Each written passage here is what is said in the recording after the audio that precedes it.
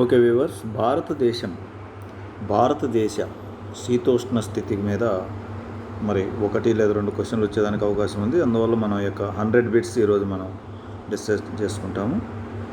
భారతదేశం ఏ శీతోష్ణ స్థితికి చెందినది? ఉష్ణమండల ఋతుపవన శీతోష్ణ స్థితి. భారతదేశ ఋతుపవన శీతోష్ణ స్థితిని ప్రభావితం చేస్తున్నటువంటి అంశాలు ఏవి? మరి వైవిధ్యాలు, మధ్యధరా సముద్ర ప్రాంతంలోని అల్పపీడన పరిస్థితులు, తూర్పు ఆఫ్రికా, ఇరాన్ మధ్య ఆసియా, టిబెట్ల పైన ఉన్న వాతావరణ పరిస్థితులు, దక్షిణాసియా, హిందూ మహాసముద్రం, చైనా సముద్రంలోని పవన ఉష్ణోగ్రతలు, ఈ అంశాలన్నీ కలిసి భారతదేశ శీతోష్ణ స్థితిని ప్రభావితం చేస్తున్నాయి. భారతదేశంలో నైరుతి ఈశాన్య ఋతుపవనాలు ఏర్పడటానికి అతి ప్రధానమైన కారణాలు ఇవి. Important friends. ఉత్తరాన ఉన్న విశాలమైన భూభాగము, దక్షిణ దేశాన ఉన్న హిందూ మహాసముద్రం. ఉత్తరాన విశాలమైన భూభాగము, దక్షిణ దేశాన ఉన్న హిందూ మహాసముద్రం. ఓకే, ఈ బిట్ ఇంపార్టెంట్, చూడండి. మాన్సూన్ అన్న పదము ఏ భాష నుంచి పుట్టింది? మౌసం అనే అరబిక్ పదం నుంచి పుట్టింది. మౌసం అనగా ఋతువు అని అర్థం. ఋతుపవనాలు అంటే ఏమిటి? భారతదేశం ఉపఖండం హిందూ మహాసముద్రాల మధ్య ఋతువులను అనుసరించి పవనాలు వేయడాన్ని, వెనుకకు మరలడాన్ని ఋతుపవనాలు అంటారు. ఓకే, ఋతుపవనాలు నైరుతి ఋతుపవనాలు, ఈశాన్య ఋతుపవనాలు అని 2గా వర్గీకరించడానికి కారణం. ఋతుపవనాలు జూన్ మధ్య నుండి సెప్టెంబర్ మధ్య వరకు గల 4 మాసాల పాటు నైరుతి దిశ నుండి వీస్తాయి. అప్పుడు వీటిని నైరుతి ఋతుపవనాలు అంటారు. ఇప్పుడు నైరుతి ఋతుపవనాలు అంటే దాని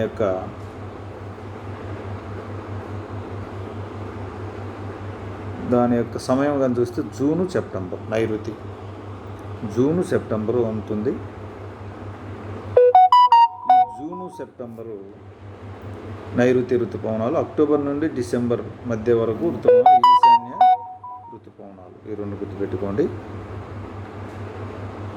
నైరుతి ఋతుపవనాలు అంటే జూను సెప్టెంబర్. ఈశాన్య అంటే మనకు వచ్చేసి అక్టోబరు డిసెంబర్. ఋతుపవనాలు ఏర్పడటానికి ప్రధాన కారణం భూమి, నీరు భిన్న రీతులలో వేడెక్కడం, చల్లబడటం, ట్రోపో ఆవరణంలోని జెట్ ప్రవాహాల కదలికలు, అంతర ఆయన రేఖ అభిసరణ మండలం తన స్థానాన్ని మార్చుకోవడం. ఋతుపవనాలు ఏ కాలంలో ఆసియా వైపు వీయడాన్ని ప్రారంభిస్తాయి? వేసవి కాలంలో. సైబీరియా ప్రాంతం వేడెక్కి అల్పపీడన కేంద్రం ఏర్పడటం వల్ల అధిక పీడన కల హిందూ మహాసముద్రం నుండి ప్రవాహం ఆసియా ఖండం వైపు వీయబడే పవనాలు ఋతుపవనాలుగా పిలువబడతాయి. ఓకే, జెట్ ప్రవాహాల ప్రభావం ఏమిటి? వేసవి కాలంలో ఉత్తర భారతదేశంపై పశ్చిమ జెట్ ప్రవాహం నెలకొని ఉంటుంది. ఈ జెట్ ప్రవాహం ఉత్తరంగా పయనించి హిమాలయాలను దాటగానే దాని స్థానాన్ని తూర్పు జెట్ ప్రవాహం ఆక్రమిస్తుంది. ఉత్తర, తూర్పు. ఈ జెట్ ప్రవాహం రావడంతోనే తూర్పు జెట్ ప్రవాహం అయిపోయి భారతదేశంలోకి ఋతుపవనాలు ప్రవహిస్తాయి. ఉష్ణోగ్రత, వర్షపాతాల ప్రాతిపదికన భారతదేశంలో ఎన్ని ఋతువులు ఏర్పడుతున్నాయి? ఋతువులు వచ్చేసి 3. వేసవి కాలము అంటే మార్చి, జూన్ మధ్య. వర్షాకాలం జూను, అక్టోబర్ మధ్య. శీతాకాలం నవంబర్, ఫిబ్రవరి మధ్య. ఇది గుర్తుపెట్టుకోవాలి. వేసవి గుర్తుంటుంది, మార్చి, జూను. వర్షాకాలం వచ్చేసి జూను, అక్టోబర్. ఓకే, శీతాకాలం వచ్చేసి మనకు శీతాకాలం అనగానే నవంబర్, ఫిబ్రవరి.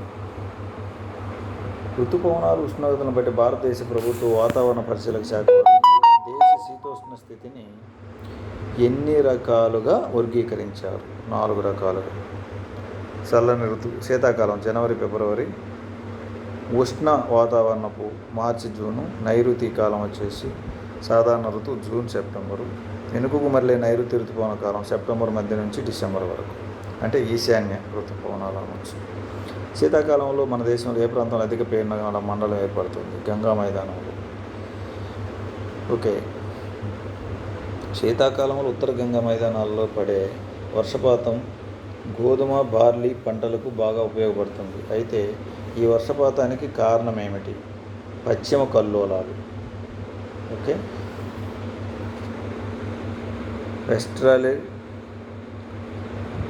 వెస్ట్రలరీ డిస్ట్రిబ్యూషన్స్. పశ్చిమ కల్లోలాలు అంటే ఏమిటి? మధ్యధరా సముద్ర ప్రాంతంలో ఏర్పడే వాయుగుండాలు ఇరాన్, ఆఫ్ఘనిస్తాన్, పాకిస్తాన్ల మీదుగా ఉత్తర భారతదేశ మైదానంలో పయనిస్తూ వర్షాన్ని కురిపిస్తాయి. పశ్చిమ దిక్కు నుంచి దేశంలోకి ప్రవేశిస్తున్నందువల్ల పశ్చిమ కల్లోలాలు అంటారు. పశ్చిమ బెంగాల్కు చెందిన కాల బైశాఖిలకు గల మరొక పేరు నార్వెస్టర్లు. ఇంపార్టెంట్ అండి ఇది.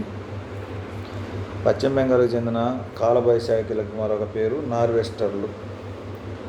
ఛోటా నాగ్పూర్ పీఠభూమిలో పశ్చిమ పవనాల ప్రభావం వల్ల అవి తూర్పు దిశగా కదిలి అసోం, పశ్చిమ బెంగాల్ వర్షాలలో వర్షాన్ని ఇస్తాయి. ఛోటా నాగ్పూర్ పీఠభూమిలో పశ్చిమ పవనాల ప్రభావం వల్ల అవి తూర్పు దిశగా కదిలి పశ్చిమ బెంగాల్ వర్షాలు వర్షాన్ని ఇస్తాయి. వేసవి కాలంలో ఏర్పడే స్థానిక తుఫానుల వల్ల ఉత్తర భారతదేశంలో వర్షాలు కురవడం సంభవిస్తుంది. ఈ వర్షాలు కురవడానికి కారణమైన తుఫానులకు ఉత్తరప్రదేశ్, పశ్చిమ బెంగాల్ ఏ పేర్లతో పిలుస్తారు? ఉత్తరప్రదేశ్లో అయితే అందీలు. ఇంపార్టెంట్ అండి, ఉత్తరప్రదేశ్లో అందీలు, పశ్చిమ బెంగాల్ కాలబైశాఖులు. కాలబైశాఖుల్ని నార్వెస్టర్లు అంటారని కూడా మనం ఇంతకుముందే చెప్పుకున్నాం. భారతదేశంలో ఏ నెలలో అత్యధిక ఉష్ణోగ్రతలు ఉంటాయి? జనరల్గా మే నెలలో తెలిసినటువంటిది. మే నెలలో అధిక ఉష్ణోగ్రతల వల్ల భారతదేశంలో ఏ ప్రాంతాల్లో అల్పపీడన ప్రాంతం ఏర్పడుతుంది?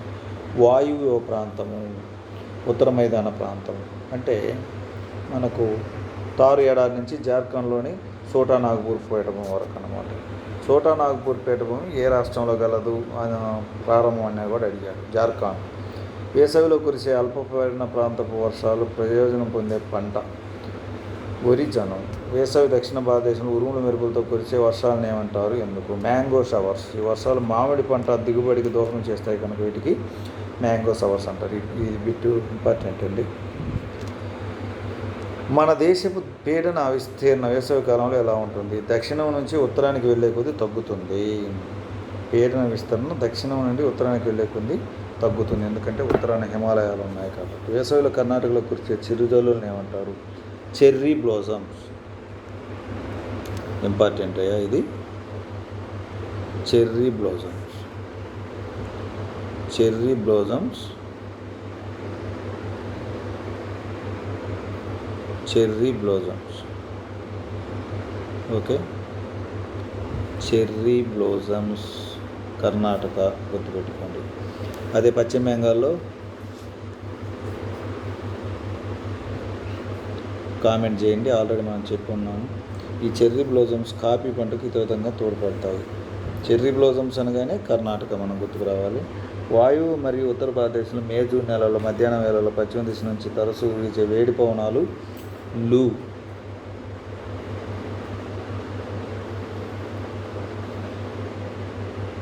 వేసవి కాలంలో ఉత్తర భారతదేశంలో అలజడులతో కూడిన తుఫానులు ఏర్పడటానికి కారణాలు ఏమిటి? వేసవిలో ఈ ప్రాంతంలో ఏర్పడే అల్పపీడన ఆకర్షణ అరేబియా సముద్రం నుంచి వాయువ్య పవనాలు బెంగాల్ తీరం నుంచి దక్షిణ గాలులు ఈ ప్రాంతానికి చేరటం వల్ల ఉరుములతో కూడిన ఓకే, ఇవి తెలిసినటువంటి. భారతదేశం వర్షపాతంలో వేసవి కాలంలో నైరుతి ఋతుపవన కాలంలో కురిసే వర్షపాతం ఎంత?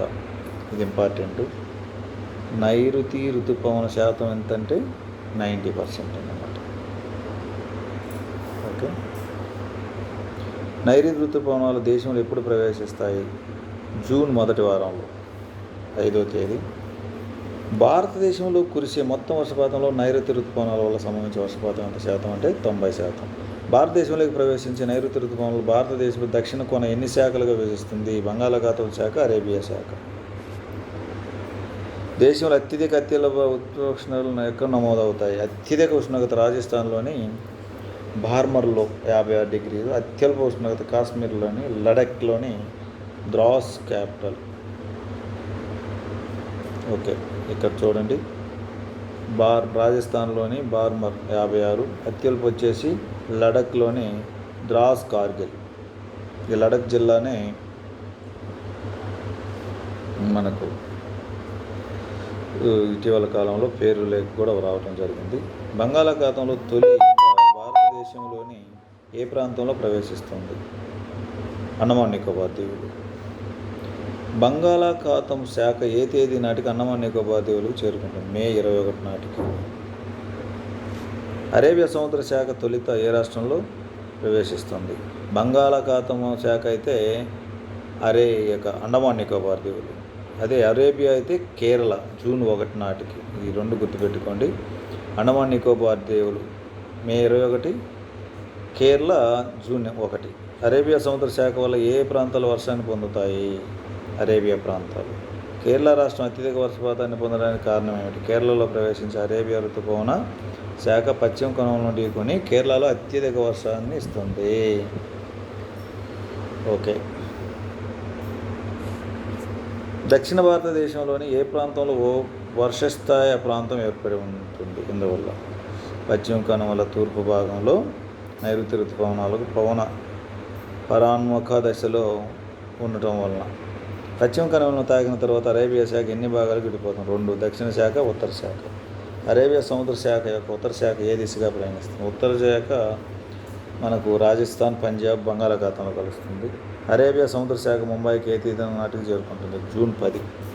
చూడండి, ఇక్కడ అండమాన్ నికోబార్ దీవులు అయితే మే 21. అదే మనకు ఈ యొక్క ప్రాంతానికి కేరళకు అయితే జూన్ 1, అరేబియా అయితే జూన్ 10. ఓకే, ఇక్కడ చూద్దాం మనం. ఫ్యాన్ ఆప్. బంగాళాఖాతపు శాఖ మయన్మార్లోని ఏ పర్వతాలు అడ్డుకోవటం వల్ల పశ్చిమంగా పయనించి బీహార్, ఉత్తరప్రదేశ్ల మీదుగా పంజాబ్ చేరుకుంటుంది? అరకాన్ యోమా పర్వతాలు. బంగాళాఖాతపు శాఖ ఏ ప్రాంతంలో అత్యధిక వర్షాన్ని ఇస్తుంది? కాశీ కొండల ప్రాంతంలో. కాశీ కొండలు ఎక్కడ ఉన్నాయని కూడా అడిగాడు ఒకసారి. మేఘాలయ. ప్రపంచంలో అత్యధిక వర్షపాతాన్ని పొందుతున్న ప్రాంతం ఏది? చిరపుంజి. కొత్త పేరు సాహరుకి సమీపంలో. మామూలుగా అయితే ఇంతకుముందు చిరపుంజి అని చెప్తున్నారు, ఇప్పుడు మాసిన్రా.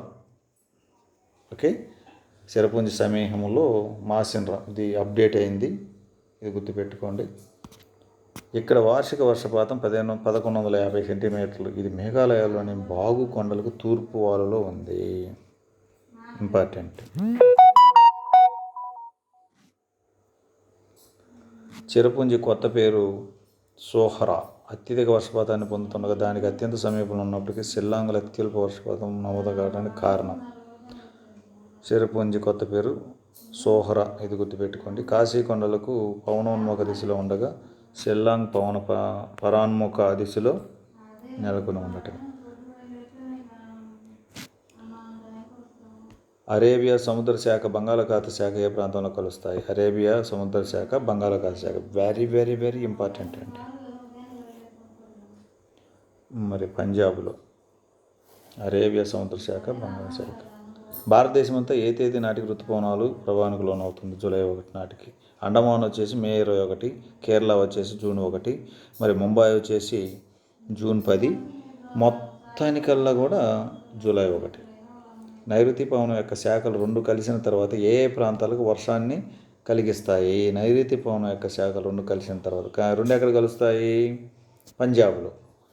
పశ్చిమ హిమాలయాలు, తూర్పు పంజాబ్, తూర్పు రాజస్థాన్లలో. ఓకేనా? ఓకే. మాసిన్రాంలో ఇంతవరకు నమోదైన అత్యధిక వర్షపాతం 1150 సెంటీమీటర్లు. అత్యధిక వర్షపాతం మాసిన్రాం. ఒకప్పుడు చిరపుంజి 1100, అంతకు మించి ఇక్కడ నమోదైంది. మన దేశంలో అతి తక్కువ వార్షిక సగటు వర్షపాతం ఎక్కడ నమోదైంది? తారు ఎడారి, జైసల్మేర్ 11 సెంటీమీటర్లు. ఈ 11 సెంటీమీటర్లు గుర్తుపెట్టుకోండి. నైరుతి ఋతుపవనాలు దేశ వాయువ్య ప్రాంతం నుంచి ఏ నెలలో తిరిగి వస్తాయి? సెప్టెంబర్ 3 వారంలో. ఇది కూడా గుర్తుపెట్టుకోండి. నైరుతి ఋతుపవనాలు దేశ వాయువ్య ప్రాంతం నుంచి ఏ నెలలో తిరోగమిస్తాయంటే సెప్టెంబర్ 3. భారతదేశపు సగటు వార్షిక వర్షపాతం ఎంత? 118 సెంటీమీటర్లు. ఓకేనా? నైరుతి ఋతుపవన కాలము సాధారణ వర్షపాత కాలం ఎప్పటి నుండి ఎప్పటి వరకు ఉంటుంది? జూన్ నుండి సెప్టెంబర్ వరకు. నైరుతి అంటే జూన్ నుండి సెప్టెంబరు. అక్టోబరు, డిసెంబర్ వచ్చేసి ఈశాన్యం. ఋతుపవన ఆరంభం అంటే ఏమిటి? మాన్సూన్ బరస్ట్ అంటే ఏమిటి అన్నాడు. వేసవికాలంలో ఉత్తర భారతదేశంలోని భూభాగం వేడెక్కడం వల్ల భూమధ్యరేఖ ప్రాంత పవనాలు ఈ అల్పపీడన ప్రాంతం వైపు వీచి గాలి ప్రసరణలో చిక్కుకోవడంతో ప్రచండమైన ఉరుములు మెరుపులు సంభవించిన తర్వాత ఆకస్మికంగా వర్షం కురుస్తుంది. ఈ అకస్మాత్తు వర్ష గమనాన్ని ఋతుపవనారము అంటారు. నైరుతి ఋతుపవనాల వల్ల ఏ ఏ ప్రాంతాలలో వర్షం కురియదు?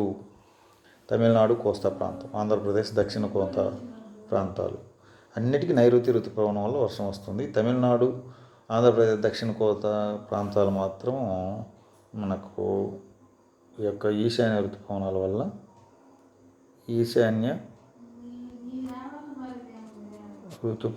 వల్ల ఓకే. నైరుతి ఋతుపవనాల వల్ల ఏ ఏ ప్రాంతాలలో ఎక్కువ వర్షపాతం సంభవిస్తుంది? నైరుతి ఋతుపవనాల వల్ల ఏ ఏ ప్రాంతాల్లో ఎక్కువ వర్షపాతం సంభవిస్తుంది? పశ్చిమ కనుమలు, సహ్యాద్రి పర్వతాలు, ఈశాన్య భారతదేశం. నైరుతి ఈశాన్య భారతదేశం గుర్తుపెట్టుకోండి. తిరోగమన ఋతుపవన కాలానికి గల ఇతర పేర్లు ఏమిటి? వెనుకకు మళ్ళీ నైరుతి ఋతుపవన కాలం, ఈశాన్య ఋతుపవన కాలం. ఈశాన్య ఋతుపవనాలు ఏ సమయంలో వేస్తాయి చెప్పుకున్నాం కదా, అక్టోబర్ నుండి డిసెంబర్ మధ్య వరకు. నైరుతి ఋతుపవనాల తిరోగమనానికి ఆగమనానికి మధ్య ఉండే వ్యత్యాసం ఏమిటి? ఋతుపవన ఆగమనం హఠాత్తుగా ఉండగా తిరోగమనం మాత్రం నెమ్మదిగా ఉంటుంది. ఓకే. అక్టోబర్ హీట్ అంటే ఏమిటి? అక్టోబర్ హీట్ అంటే ఏమిటి అని అన్నారు ఇక్కడ. ఓకే. అక్టోబర్ హీట్ నైరుతి ఋతుపవనం ఉత్తర భారతదేశం నుండి సెప్టెంబర్లో తిరోగమనం ప్రారంభం అవడంతో సెప్టెంబర్, అక్టోబర్ నెలలో ఉత్తర భారతదేశంలో ఉష్ణోగ్రతలు పెరుగుతాయి. దీన్ని అక్టోబర్ హీట్ అంటారు. ఉత్తర భారతదేశానికి సంబంధించినటువంటి ఇది గుర్తుపెట్టుకోండి.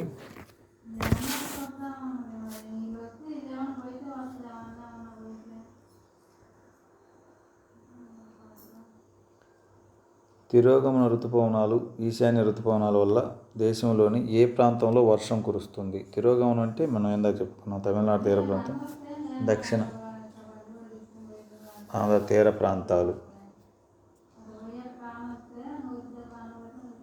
వేసవి కాలంలో అల్పపీడన ప్రాంతం ఎక్కడ ఉంటుంది? తారు ఎడారి ప్రాంతం నుండి చోటా నాగపూర్, జార్ఖండ్లోని చోటా నాగపూర్ వరకు. భారతదేశంలో వర్షపాతం పెరుగుదల లేదా తరుగుదల ఏ విధంగా ఉంటుంది? దక్షిణం నుండి ఉత్తరంకు, తూర్పు నుండి పడమరకు వెళ్ళే కొద్దీ వర్షపాతం తగ్గుతుంది. దక్షిణం నుండి ఉత్తరానికి పోయే కొద్ది తగ్గుతుంది, తూర్పు నుంచి పడమరకు పోయే కొద్ది తగ్గుతుంది. ఓకే.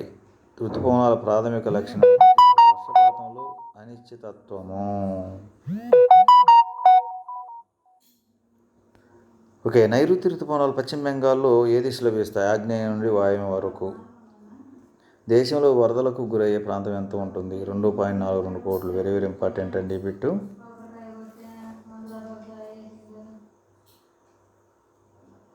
ఓకే. దేశంలో వరదలకు గురయ్యే ప్రాంతం 2.42 కోట్లు. మన దేశంలో తుఫానులు ఏ ప్రక్రియ వలన ఏర్పడుతున్నాయి? సంవహన ప్రక్రియ. మన దేశంలో వర్షపాతం ఏ రకానికి చెందినది? ఋతుపవన వర్షం.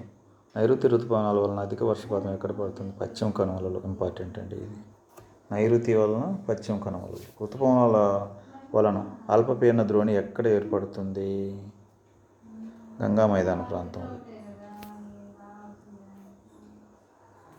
చాలా కాలంగా వర్షపాతం అతి తక్కువగా ఉన్న ప్రాంతం లడఖ్. వాయువు భారతదేశంలో వీచే పొడి పవనాలని ఏమంటారు? లూ. శీతాకాలంలో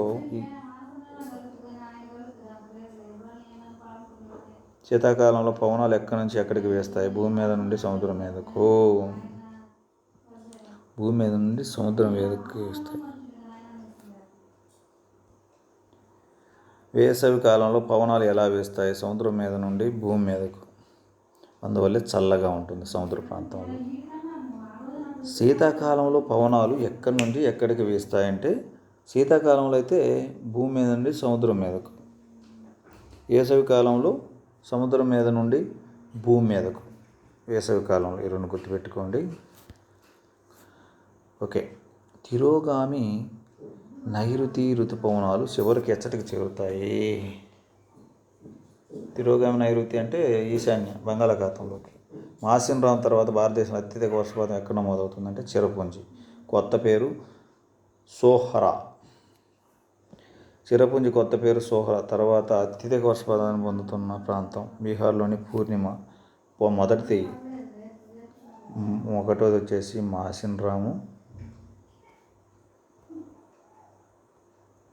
రెండోది వచ్చేసి ఇక్కడ మనకు చిరపుంజి,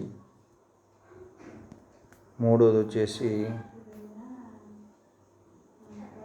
పూర్ణిమ. పూర్ణిమ ఎక్కడ అంటే బీహార్లో.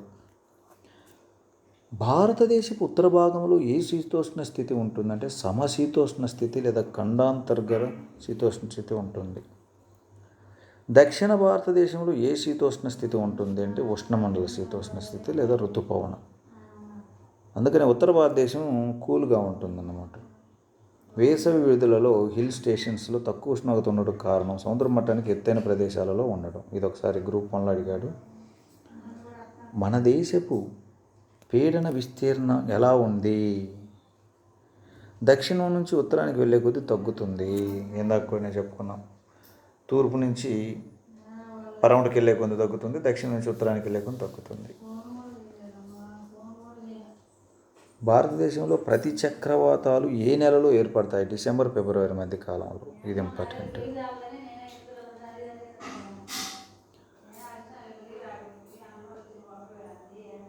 భారతదేశంలో ప్రతి చక్రవాతాలు ఏ నెలలో ఏర్పడతాయి? డిసెంబరు ఫిబ్రవరి మధ్య కాలంలో. బంగాళాఖాతంలో వాయుగుండాలు ఏ కాలంలో అధికంగా ఏర్పడతాయి? బంగాళాఖాతం వాయుగుండాలు ఏ కాలంలో అంటే శీతాకాలంలో. అంటే మనకి అక్టోబర్ డిసెంబర్ అన్నాం కదా, ఆ కాలంలో, ఈశాన్య ఋతుపవనాల కాలంలో. దేశంలో అత్యధిక ఉష్ణోగ్రత ఏ ప్రాంతంలో నమోదవుతుంది అంటే బార్మర్ 56 డిగ్రీ సెంటీగ్రేడ్. ఇది అప్డేట్ అయింది అనుకుంటున్నాను నేను. జైసల్మేర్ కూడా 57. దేశంలో అత్యధిక సగటు వర్షపాత ఉష్ణోగ్రత ఎక్కడ నమోదైంది? నాగపూర్లో. అత్యధిక సగటు మామూలుగా అయితే మాసిన్-రాము, సగటు అత్యధికం అయితే నాగపూర్. ఇది కూడా గుర్తుపెట్టు. అలహాబాదు, కోల్కతా, ఢిల్లీ, పాట్నా ఈ 4 నగరాలను అవి పొందే వర్షపాతం రీత్యా అవరోహణ డిసెండింగ్ ఆర్డర్ క్రమంలో ఉంచండి. అలహాబాదు, కోల్కతా, ఢిల్లీ, పాట్నా. కోల్కతా, తర్వాత పాట్నా, తర్వాత అలహాబాదు, తర్వాత ఢిల్లీ. తూర్పు నుంచి మనకు ఇది చూసుకోవాలన్నమాట. తూర్పు నుంచి పశ్చిమానికి పోయే కొద్ది తగ్గుతుందని చెప్పాం కదా, అది అర్థం అన్నమాట. కాబట్టి తూర్పున ఉన్న కోల్కతా వర్షపాతం ఎక్కువగాను, పశ్చిమన ఉన్న ఢిల్లీలో తక్కువగాను ఉంటుంది. అలహాబాద్ పాట్నాకు పశ్చిమన ఉండటం వలన ఇది పాట్నా కన్నా తక్కువ వర్షపాతాన్ని. ఇది మంచి బిట్ అండి. భారతదేశంలోకెల్లా అత్యంత చిత్తడి ప్రదేశం మాసిన్-రామ్. భారతదేశంలోకెల్లా అత్యంత పొడి ప్రదేశం జైసల్మేర్. మరి ఉష్ణోగ్రత వచ్చేసి బార్మర్ 56 డిగ్రీసు. జైసల్మేర్లో కూడా ఎక్కువ ఉష్ణోగ్రతే ఉంటుంది. భారతదేశ ఆర్థిక స్థితిని అమితంగా ప్రభావితం చేస్తున్న అంశం ఇది ఋతుపవనాలు. వ్యవసాయక దేశం అయినందువలన ఋతుపవనాలపైన జోదంతో కూడిన వ్యవసాయం అని కూడా అంటారు భారతదేశ వ్యవసాయాన్ని. ఎందుకంటే ఋతుపవనాల ఆధారితంగా ఉంటుంది కాబట్టి. వర్షపాత విస్తీర్ణాన్ని బట్టి దేశాన్ని ఎన్ని భాగాలు విభజించవచ్చు? 4 భాగాలు. అత్యధిక వర్షపాతం, సాధారణ వర్షపాతం, సామాన్య లేదా అల్ప వర్షపాతం, అత్యల్ప వర్షపాతం. సంవత్సరానికి సెంటీమీటర్ వర్షపాతానికి మించి ఉన్న అత్యధిక వర్షపాతాలు అంటారు. వెరీ వెరీ ఇంపార్టెంట్ అండి. ఇది ఒకసారి సివిల్స్లో అడగటం జరిగింది. 200. దేశంలోని ఏ ప్రాంతాలు అత్యధిక వర్షపాతాల కిందకు వస్తాయి అంటే పడమట కనుమల పశ్చిమాన ఉన్న పశ్చిమ తీర ప్రాంతం, అస్సోం కొండలు, తూర్పు హిమాలయాలు అత్యధిక వర్షపాతం కిందకు వస్తాయి. పశ్చిమ తీర ప్రాంతం. పడమట కనుమలకు పశ్చిమాన అంటే తూర్పు ప్రాంతమే వస్తుందన్నమాట చివర. భారతీయ వ్యవసాయాన్ని ఋతుపవనాలతో జోదం ఉంటుందని ఎందుకంటారు? వర్షపాత విస్తీర్ణంలో అనిశ్చితి, క్రమరాహిత్యం, అధిక వైవిధ్యత, అసమానతలు వ్యవసాయ అభివృద్ధికి పెద్ద ఆటంకాలుగా ఉన్నాయి. వర్షపాతంలోని తీవ్రతల వల్ల అయితే అతివృష్టి, కాకుంటే అనావృష్టి కావటం వలన భారతీయ వ్యవసాయం జోదం అన్నారు. భారతదేశంలో ఒక ప్రాంతాన్ని ఎప్పుడు కరువు ప్రాంతంగా నిర్వచించడం జరుగుతుంది? సాధారణ వర్షపాతంలో 75% కన్నా తక్కువ కురిస్తే ఆ ప్రాంతాన్ని తీవ్ర కరువు ప్రాంతంగా చెప్తారు. 50% కన్నా తక్కువ ఉంటే ఆ ప్రాంతాలను కరువు ప్రాంతాలుగా గుర్తిస్తారు. చూడండి బాగా, 75% కన్నా తక్కువ ఉంటే ఆ ప్రాంతాన్ని తీవ్ర కరువు ప్రాంతం. సాధారణ వర్షపాతంలో 50% కన్నా తక్కువ ఉంటే దాన్ని కరువు ప్రాంతం అంటారన్నమాట. 200 కంటే ఎక్కువగా ఉంటే దాన్ని అతివృష్టి. ఓకేనా? ఓకే. 96. భారతదేశంలోని ఎన్ని జిల్లాలను కరువు జిల్లాలుగా గుర్తించారు? 13 రాష్ట్రాల్లోనే 72 జిల్లాలు. ఇంపార్టెంట్ అండి ఇది. 13 రాష్ట్రాలలో 72 జిల్లాలు. 72 అనేది గుర్తుపెట్టుకోండి. దేశంలో కరువు జిల్లాలు దేశ భౌగోళిక విస్తీర్ణంలో ఎంత శాతాన్ని కలిగి ఉన్నాయి? 16%. ఇంపార్టెంట్ ఇది కూడా. దేశంలోని సాగు భూమిలో కరువు ప్రాంత విస్తీర్ణం ఎంత ఉంది? 34%. భారతదేశంలో ఏటా ఎంతమంది కరువుకు గురవుతున్నట్లు అంచనా? 12% జనాభా. ఇది కూడా గుర్తుపెట్టుకోవాలి. 12%. కరువు ప్రాంతం 34. దేశంలో కరువుకు సంబంధించిన ప్రధాన ప్రాంతాలు వాయువ్య, దక్షిణ, మధ్య భారతదేశం. దేశంలో అతిగా కరువు సంబంధించిన రాష్ట్రాలు రాజస్థాన్, ఆంధ్రప్రదేశ్, మహారాష్ట్ర, బీహార్, జార్ఖండ్, మధ్యప్రదేశ్, ఛత్తీస్గఢ్, ఒడిశా, ఉత్తర గుజరాత్, కర్ణాటక, తమిళనాడు. ఓకే. దాదాపు రాజస్థాన్, మహారాష్ట్ర తప్ప అన్నీ తూర్పు ప్రాంతంలో ఉన్నటువంటివి, మధ్య ప్రాంతంలో ఉన్నటువంటివి. ఇటీవల కాలంలో దేశంలో పెద్ద ఎత్తున కరువు సంభవించింది. ఓకే, ఇవన్నీ పాత బిట్లు. భారతదేశంలో కరువు గురయ్యే ప్రాంతం అభివృద్ధికి డిపెప్ పథకాన్ని ఏ సంవత్సరంలో ప్రారంభించారు? 1973లో. Okay. Drought prone area programme కరువు గురయ్యే ప్రాంతాల ప్రణాళిక అన్నమాట. 1973. డిపెప్ అంటే డ్రాట్ ఫ్రాన్ ఏరియా ప్రోగ్రాం. ఇది ఇంపార్టెంట్. భారతదేశంలో తరచు వరదలకు గురవుతున్న ప్రాంతాలు ఏవి? అసోం. వెరీ ఎక్సలెంట్ బిట్ ఇది. భారతదేశంలో తరచు వరదలకు గురవుతున్న ప్రాంతాలు అసోము, పశ్చిమ బెంగాల్, ఆంధ్రప్రదేశ్. కరువుకి గురవుతుంది ఆంధ్రప్రదేశ్, ఒడిశా, ఉత్తరప్రదేశ్, పంజాబ్, జమ్మూ కాశ్మీర్. ఓకే, ఇవి అంత ఇంపార్టెంట్ ఏం కాదు. దేశంలోని ఎంత భూమిని వరదలకు గురయ్యే ప్రాంతంగా గుర్తించారు? 24.2. 2.42 కరువు. ఇక్కడ వరదలు వచ్చేసి 24.2 మిలియన్ హెక్టార్ల భూమి. ఇటీవల కాలంలో ఏ 2 నదుల వల్ల భారతదేశం తరచూ వరదలకు గురవుతుంది? గంగా, బ్రహ్మపుత్ర. బ్రహ్మపుత్ర అనే షారో ఆఫ్ ఇండియా అని కూడా అంటారన్నమాట.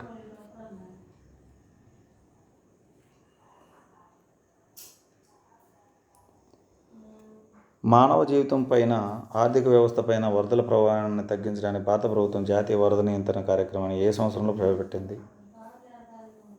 1954లో.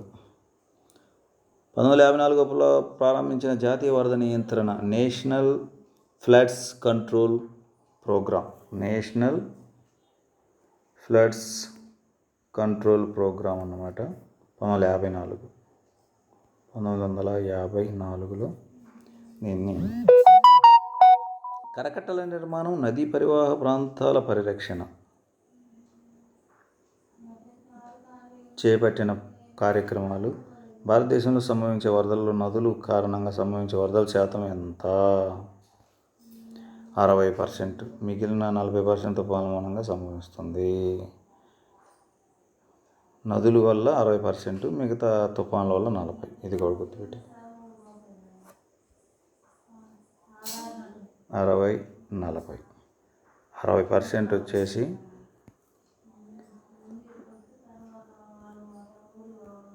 నదులు, 40% తుఫాన్లు. ఓకేనా? దేశంలో వరదలు సంభవించడానికి ప్రధాన కారణం వర్షపాతం, గాలులతో కూడిన తుఫాన్లు, నదులు పూడికి తీయకపోవడం, మురుగునీటి పారుదల సౌకర్యాలు లేకపోవడం. భారతదేశంలో వరదలలో 60% కారణభూతమైన నదుల జన్మస్థానం ఏది? హిమాలయాలే కదా. Okay friends, thank you. ఇటువంటి మరిన్ని బిట్స్ జాగ్రఫీలో ప్రతి చాప్టర్ కూడా మీకు బిట్స్ రూపంలో మల్టిపుల్ అందిస్తాం. మన ఛానల్ సబ్స్క్రైబ్ చేసుకున్నట్లయితే సబ్స్క్రైబ్ చేసుకోండి, లైక్ చేయండి, షేర్ చేయండి, కామెంట్ చేయండి. Thank you friends. త్వరలో మనకి ఏపీపీఎస్ నుంచి నోటిఫికేషన్స్ వస్తున్నాయి. అతి జాగ్రత్తగా ఉండండి.